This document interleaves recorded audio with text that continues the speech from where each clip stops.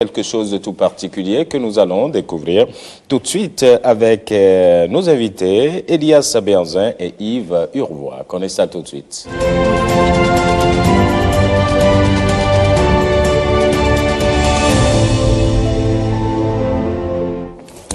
Oui, il se passe quelque chose par ici. Asseyez-vous là. Asseyez-vous. Voilà. Asseyez-vous simplement, il n'y a pas de souci. Elias Berzin, bonjour. Asseyez-vous, ça va? Bonjour. Bienvenue, hein? Bon, il y en a qui... bon, on ne dira pas ça de M. Urvois. Soyez le bienvenu. Merci. Je lui dirai ça à la fin de l'émission. Allez, la communauté des communes du Zou, présidée par le maire de Boycon, Lucas Trocpo, organise d'ailleurs demain, il faut pouvoir le dire tout de suite, un atelier de validation des études de faisabilité technique et financière du projet de mise en place d'une décharge finale contrôlée, munie d'installations de transformation des déchets en énergie. Déchets en énergie. Est-ce qu'on peut en savoir un peu davantage avec vous, Elias Berzin, vous qui êtes juriste du foncier certifié PMP? Ça veut dire quoi en fait? Le PMAI, c'est une institution nord-américaine de renforcement de capacité de gestionnaire de projet. Et donc quand vous passez les étapes successives qui vous permettent d'être classé parmi les personnes qu'ils considèrent comme celles ayant la capacité de conduire de grands projets, vous avez la certification PNP. C'est pas facile, mais j'y suis parvenu. Ah, bravo, félicitations.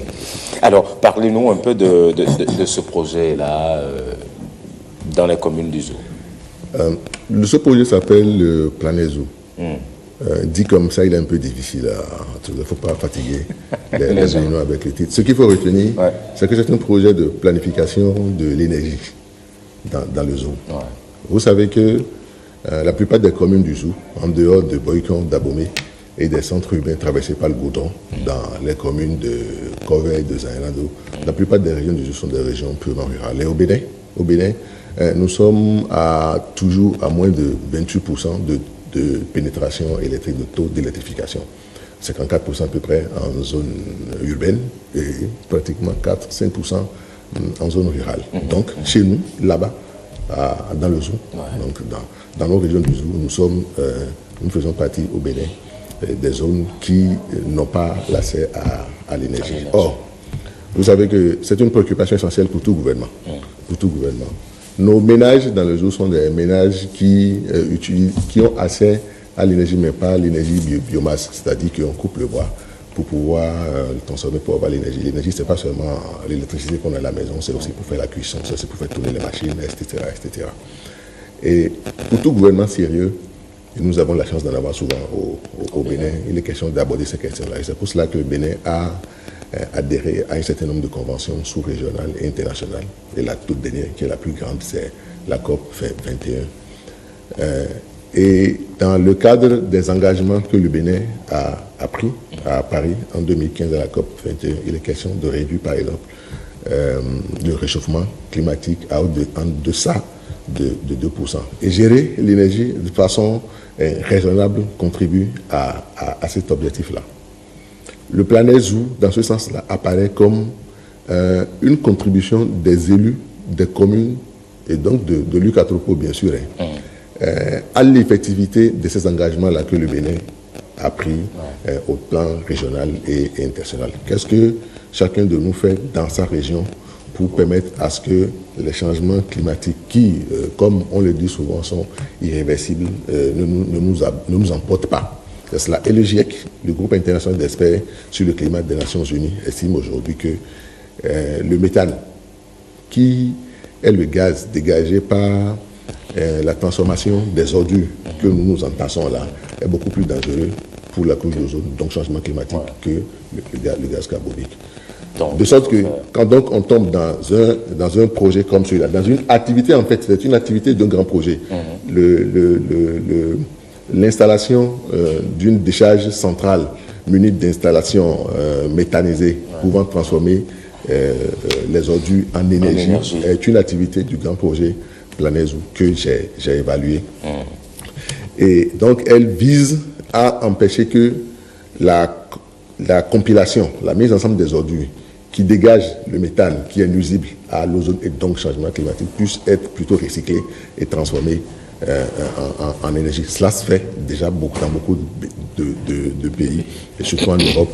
Et l'Union européenne qui finance cette activité-là a cru au sérieux parce qu'elle a vu dans beaucoup de communes en Europe que la chose est faisable, ça se fait, et que donc nous avons le potentiel pour le faire. En réalité, le Planet Zoo à but catalytique, c'est pour démontrer à tous les acteurs d'ici au Bénin et peut-être en Afrique que c'est possible de ne pas accepter que sur la durée, nous continuons de permettre à ce que le méthane soit dégagé pour être nuisible à nous tous, à l'environnement et au climat. Ouais. Et c'est pour cela que cette étude a été commanditée pour voir la faisabilité. Est-ce que nous avons assez de quantité d'énergie pour le faire? Est-ce que nos ménages dégagent assez? Est-ce que nous avons encore des forêts dans lesquelles on peut retrouver de l'énergie et de matières forestières, des feuilles d'arbres à ajouter aux matières organiques des ménages pour pouvoir faire cela? C'est tout cela que cette étude-là a permis de faire. Merci. Bon, ben, il pose déjà les bonnes questions qu'on pourrait poser à M. Urvois, vous qui êtes, vous dont le cabinet s'occupe de la partie technique. Est-ce que tout ceci est faisable? Dans une précision, nous travaillons en collaboration avec BEDEC, donc nous sommes un groupement de bureaux d'études, BEDEC, bureau d'études béninois, CJPCM, un bureau d'études français. D'accord. Juste, et nous sommes entourés pour cette mission, en plus de correspondants béninois. Sur ce projet, la première chose, c'est une question de vocabulaire. C'est que ce que nous construisons, ce n'est pas une décharge finale. C'est un centre de tri et de valorisation, dans lequel il y aura une décharge ultime. Sur les déchets qui seront amenés sur les différents sites, seulement 30% seront enfouis à la fin.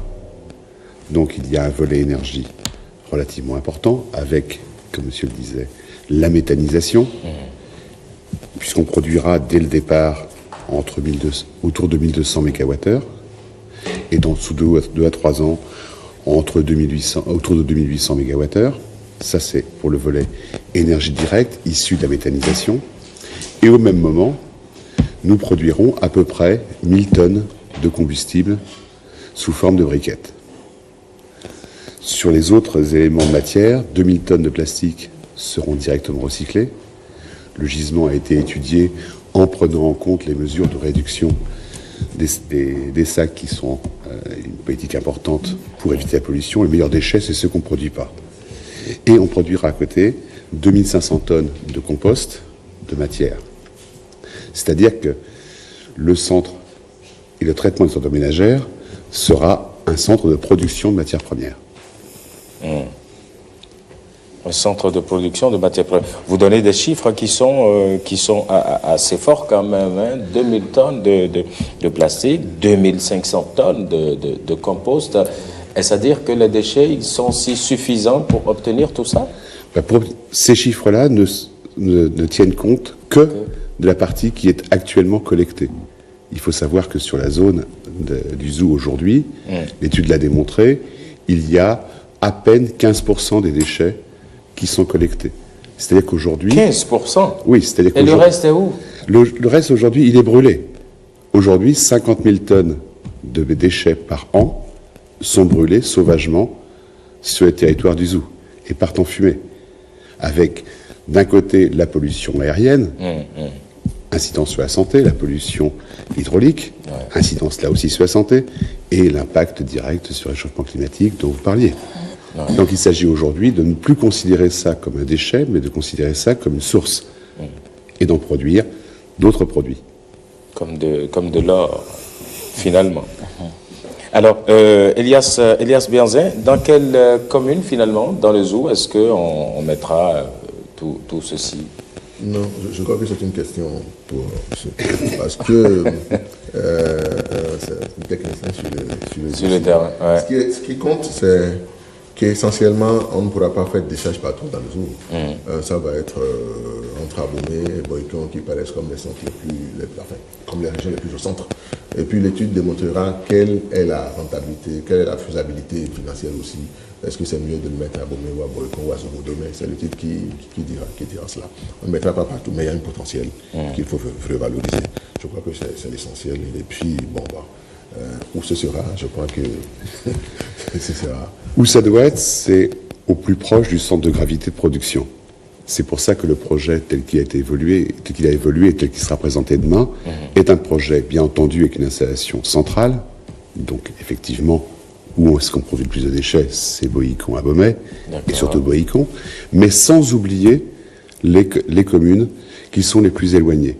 Et chaque commune de l'ensemble de la communauté aura un centre de tri et de valorisation. C'est-à-dire que dans chaque commune, en dehors de la partie urbaine, on produira là aussi du compost, on fera là aussi du tri, qui sera ensuite ramené au centre général où il pourra être valorisé. C'est-à-dire que c'est un projet qui intéresse l'ensemble du territoire. Et c'est pour ça que ce projet est particulièrement intéressant et particulièrement innovant. Ouais. Avec aussi une cartographie qui permettra de savoir que dans chaque commune, il y a les voies, les ressources permettant d'effectivement collecter. Ce n'est pas juste qu'on va dire, bon, on mettra le plus grand, le plus important à Boïcon, à Beaumet, et puis bon, on va voir comment est-ce que les autres pourraient se débrouiller. Non, c'est pas ça. L'étude permettra clairement de savoir à quel rythme, quand, avec quels moyens, fait quoi dans chaque commune, afin de pouvoir magasiner le plus possible de déchets. Oui. Ce qui est bien dans les communes, et c'est la question fondamentale, comment est-ce qu'on duplique tout ceci de sorte à ce que ça ne reste pas uniquement au niveau des communes du Zou et qu'on puisse les retrouver dans les autres communes. C'est pourquoi je disais tout à l'heure que c'est en fait la bulle catalytique. C'est pour démontrer que c'est possible de le faire. Et le Planezou, le projet Planezou dont je parlais au début, qui est un projet de la communauté de communes du Zou, la communauté de communes du Zou travaille sur le projet Planezou avec l'Association nationale des communes du Bénin, la NCB, qui a un certain nombre d'activités que cette association, sous la conduite de M.